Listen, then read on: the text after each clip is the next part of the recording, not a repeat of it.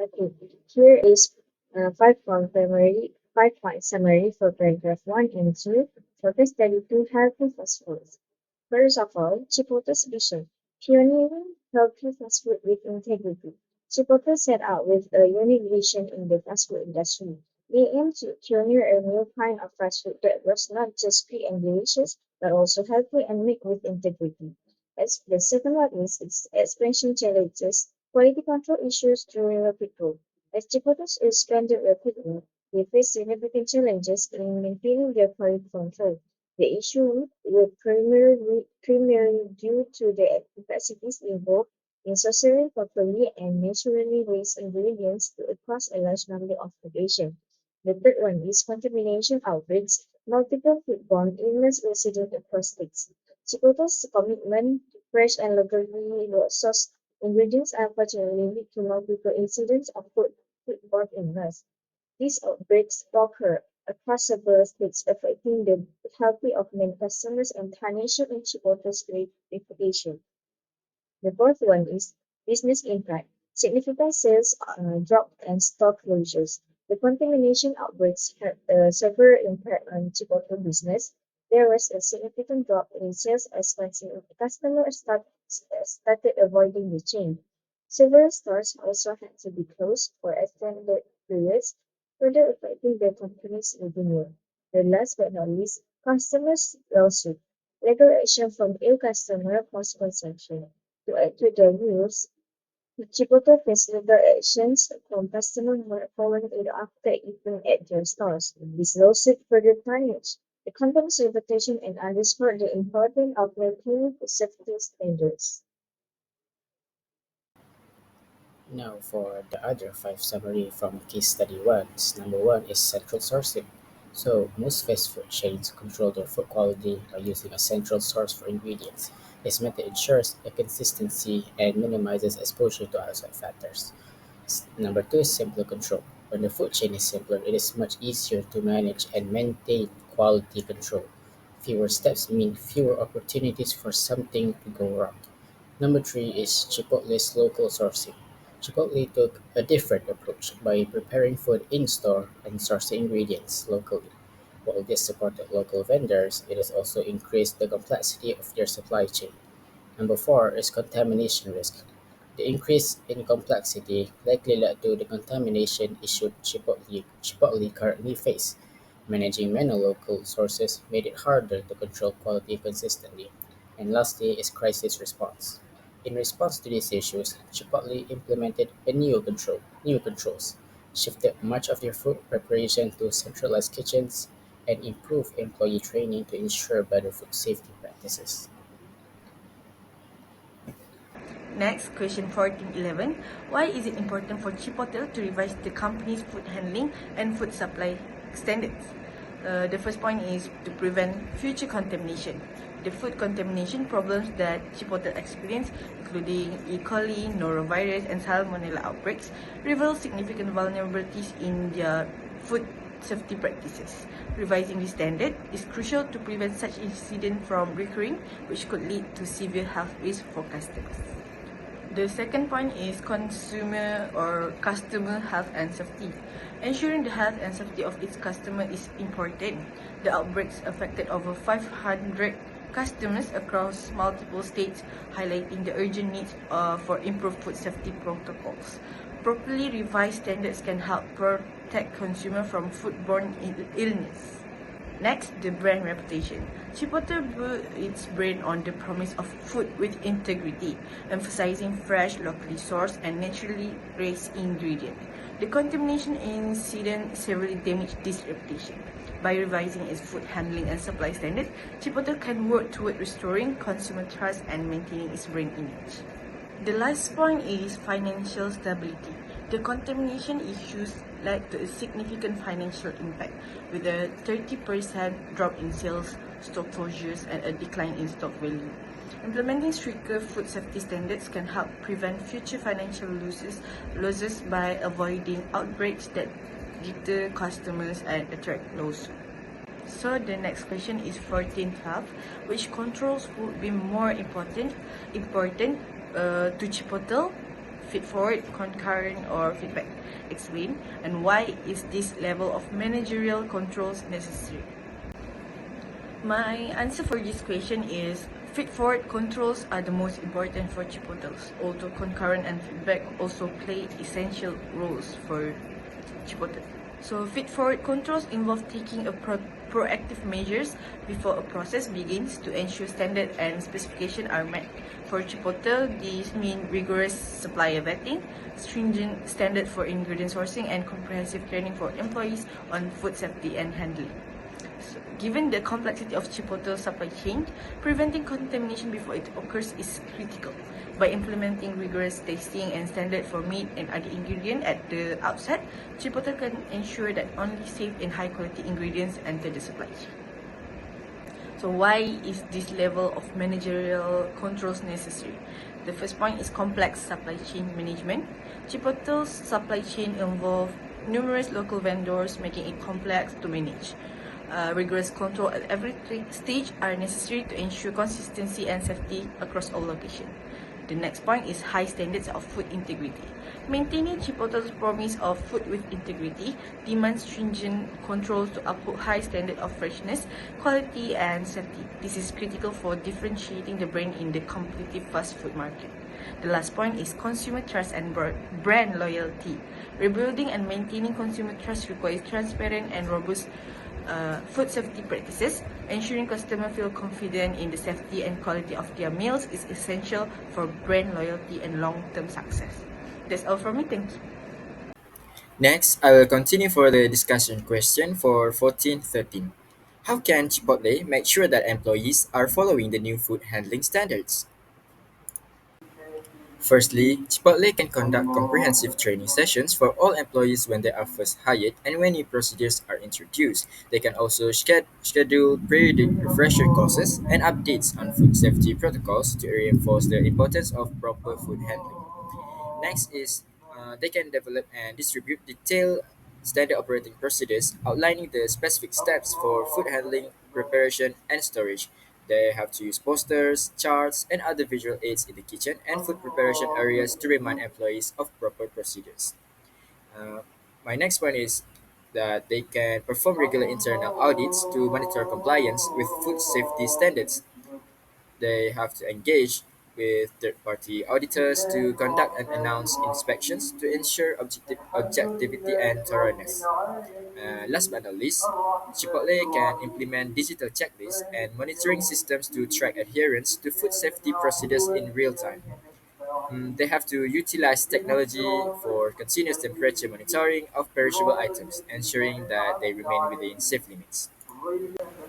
For discussion question 1414, I will explain the statement the more basic the food chain, the easier it is to control. And I will also give some managerial advice on control here. The statement the more basic the food chain, the easier it is to control means that simplifying the supply chain and reducing the number of variables and sources involved can make it easier to manage and ensure quality control.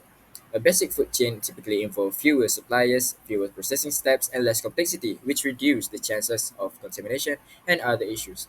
Next, I will continue with the managerial advices on control. First is simplification of process.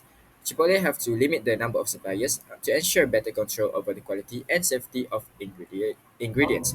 They have to use centralized sourcing for critical ingredients to maintain consistent standards across all locations. Next is streamlined operations. They have to implement standardized procedures for food handling and preparation to reduce variability and potential risk. They have to centralize certain preparation processes in dedicated facilities to ensure higher standards of hygiene and control. Finally, risk management. Chipotle have to focus on identifying and controlling critical points in the supply chain where contamination or other issues are most likely to occur. They have to implement preventative measures at these critical points to minimize risk. Lastly is question 1415, which is the final question for the case study 1. What roles do social responsibility and ethical behavior play in ensuring that controls are appropriate and working? Social responsibility and ethical behavior are crucial in ensuring that controls are appropriate and effective in maintaining food safety and quality. Firstly is the commitment to consumer health. Adopting ethical standards that prioritize consumer health and safety ensures that food handling practices are designed to protect customers from harm.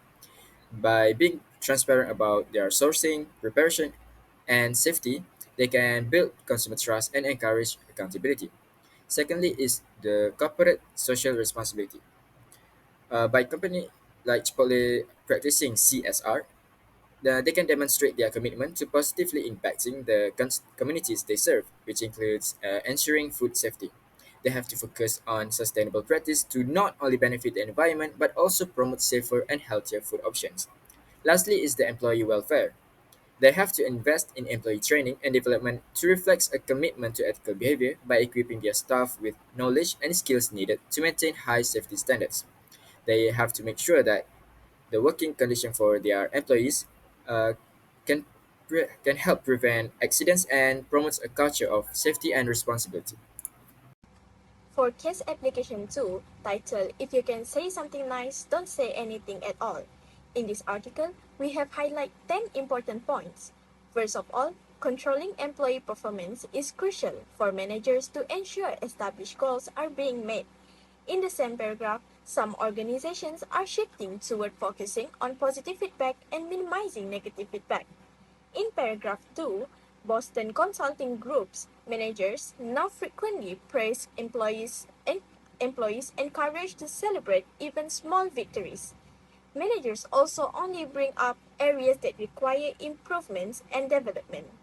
When there is a mistakes, they focus on what went wrong and where the employees can improve and develop his or her skills. For the next 5-point summary are: company noticed some employees leaving the company and other employees still upset for a period of time due to the negative feedback review. Next, many companies increase the use of positive feedback and minimize discussion of the improvement areas. However, some companies do not follow the trend of positive feedback and instead adopt a tough love approach. Companies like Netflix maintain a strict performance standard, providing negative feedback and making it clear that adequate performance are not tolerated. And the last one is, at Netflix, CEO Reed Hastings emphasized a high performance culture, comparing the company to a pro sports team rather than a little league squad. Next, we proceed with the discussion question. We will start with the first question, which is controlling employee performance, an important responsibility of the managers. Discuss. From the case study, there is evidence that controlling employee performance is a crucial responsibility of managers. As previously stated by my teammate in the 10-point summary, it is ensure that the employee effort align with the organization goals and objective. By conducting performance management, it will help managers to identify areas of improvement and development for the employees by focusing on employee strength instead of any mistake that may happen by the employee. This will result in effective performance control, which can lead to higher productivity, better quality of work, and overall organizational success. This will allow managers to provide timely feedback and support towards employee, which helping them to grow and perform better in the future. The next question is, should manager focus only on positive feedbacks? Explain. The answer for the question is no. The manager should not only focus on this positive feedback trend, instead taking a balanced approach incorporating both positive feedback and constructive criticism, which is more effective. Focusing only on positive feedback can boost employee morale and motivation. It also highlights the employee strength and encourage them to continue performing well. However, if company on exclusively focus on positive feedback only, it might lead to ignoring area that need improvement in the company. Therefore, our group suggests that this balanced approach should also include constructive criticism, which is essential for employee professional growth and development.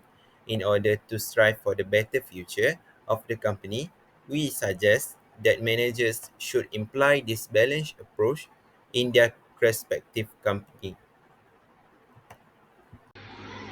Alright, ladies and gentlemen, so now we will proceed with discussion question 1418. So what are the risks associated with providing employees only positive feedback and providing limited feedback on areas of improvement? Providing only positive feedback may cause employees to be, first of all, complacency and lack of improvement. Employees may become complacent if they are not made aware of their weakness or areas requiring improvement. Without critical feedback, there might be little incentive for them to strive for personal and professional development. This may cause them to be lowered in their performance standard. Secondly, unclear performance standards. Focusing mainly on positive feedback can result in employees being unsure about the actual performance standards and expectations. They may not fully understand what constitutes adequate or excellent performance, which can lead to inconsistent work quality. Third, missed opportunities for growth. Constructive criticisms is very important for learning and growth. By not addressing areas that need improvement, managers may deprive employees the opportunity to develop new skills and correct their mistakes. Fourth, false sense of security. Employees might develop a false sense of security regarding their job performance. If they believe they are performing well due to positive feedback alone, they may be unprepared for more critical evaluations in the future roles or organizations that do not follow the same feedback approach. Lastly, potential for lowered performance standard. Organizations that emphasize only positive feedback exclusively may cause them to lower their performance standards. This can impact the overall competitiveness and efficiency of the organizations, as employees might not be pushed to meet higher benchmarks. Right, so now we proceed to the discussion question 1419. So where would you be more comfortable? An organization with a performance reviews approach, more like Boston Consulting Group, or more like Netflix? Make a list of pros and cons of both approaches before you make your choice. What career advice could you take away from this? Before we list down the pros and cons of the both company, first of all, we need to know regarding the company's approach. First of all, BCG, aka Boston Consulting Group, it is a company in which the managers frequently praise employees, celebrate small victories, and focus on individual strengths during performance review. Areas for improvements are discussed minimally, typically 1 or 2 points.